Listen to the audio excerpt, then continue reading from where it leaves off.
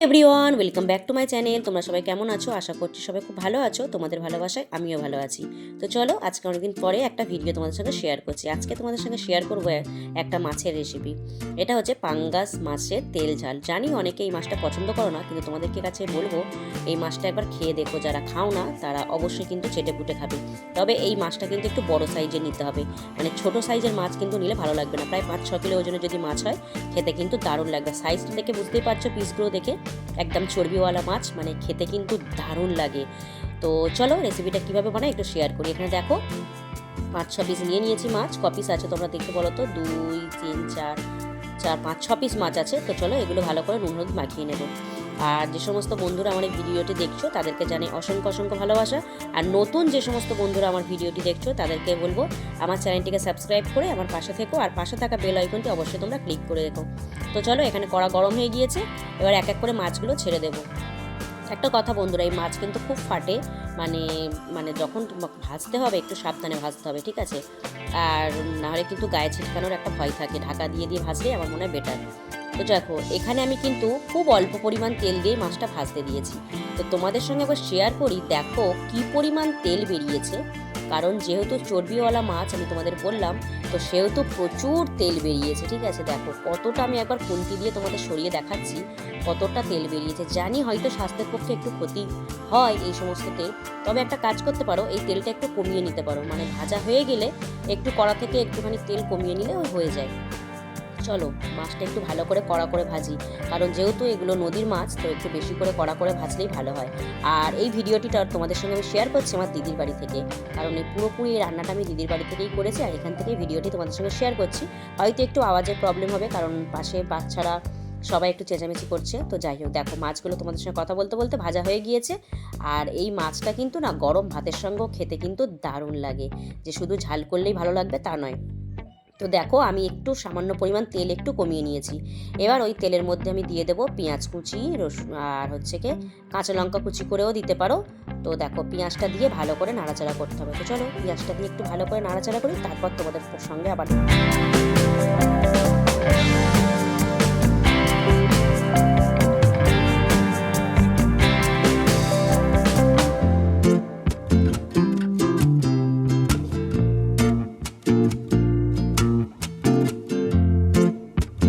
তো দেখো পেঁয়াজটা তো ভালো করে লাল লাল করে ভাজা হয়ে গিয়েছে। এবার আমি এর মধ্যে দিয়ে দেব বেশ অনেকটা পরিমাণ আদা রসুনের বাটা, আর দিয়ে দিয়েছি দেখো টমেটোটাও দিয়েছি, একটা গোটা বড় সাইজের টমেটো দিয়েছি। এবার আদা রসুনটা ভালো করে একটু কষাতে হবে। একটু হালকা হালকা তেল ছেড়ে এলেই ওর মধ্যে দিয়ে দেব হলুদ গুঁড়ো, লঙ্কা গুঁড়ো, জিরে গুঁড়ো, ধনে গুঁড়ো। সব কিছু মশলা দিয়ে কিন্তু ভালো করে নাড়াচাড়া করতে হবে, ভালো করে মিক্স করতে হবে। আর তোমাদের পরিমাণ মতো সবাই একটু যে যার নুনটা দিয়ে দিও। তো চলো এটা দিয়েও ভালো করে একটু মশলাটা কষিয়ে নিই।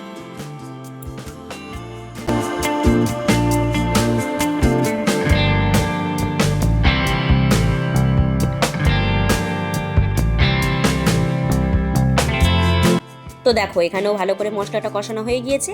এবার আমি একটু অল্প পরিমাণ ধনেপাতা ওর মধ্যে দিয়ে দিয়েছি। কি বলো তো, ধনেপাতাটা একটু মানে যে কোনো রেসিপির একটু আগে দিলেও দেখবে টেস্টটা অন্যরকম হয়, আর যখন শেষ হয়ে যাবে রান্নাটা তারপরেও দিলেও কিন্তু টেস্টটা অন্যরকম হয়, ঠিক আছে? আমার আজকে একটু ভয়েসের প্রবলেম হবে বন্ধুরা, আশেপাশে ব্যাকগ্রাউন্ডে অনেক কিছু আওয়াজ পাবে, তো একটু মানিয়ে নিও। যাই হোক আমি তবুও অনেকটা জোরে বলার চেষ্টা করছি, যাতে আমার বন্ধুরা একটু শুনতে পায় ভালো করে।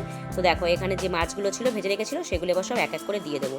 দিয়ে এবারে যে যতটুকু গ্রেভি রাখবে সেই পরিমাণ গ্রেভি রেখে এর মধ্যে একটু পরিমাণ মতো তোমরা জলটা দিয়ে দিও।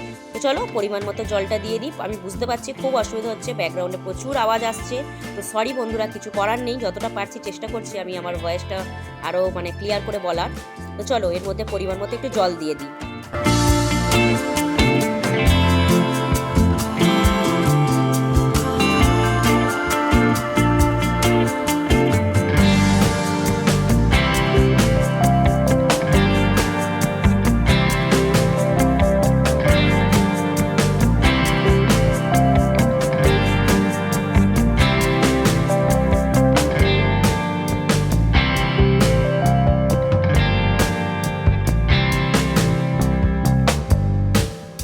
তো দেখো আমার জল দেওয়া হয়ে গিয়েছে, এবার একটু ফুটবে আর ওর মধ্যে আমি আরও একটু ধনেপাতা দিয়ে দিলাম, দিয়ে একটা বেশ একটু ভালো করে গপ গপ করে ফুটলেই আমাদের রেসিপি রেডি হয়ে যাবে পাঙ্গাস মাছের তেল ঝাল। তো দেখো আমি লাস্ট পজিশনে দেখাচ্ছি, একদম টকবক করে ফুটছে, দেখেছো কালারটা কিন্তু সেই লেভেলের এসেছে বন্ধুরা। এটা কিন্তু আমি অল্প তেলেই করেছি, জাস্ট মাছ থেকে কিন্তু এই তেলটা বেরিয়েছে।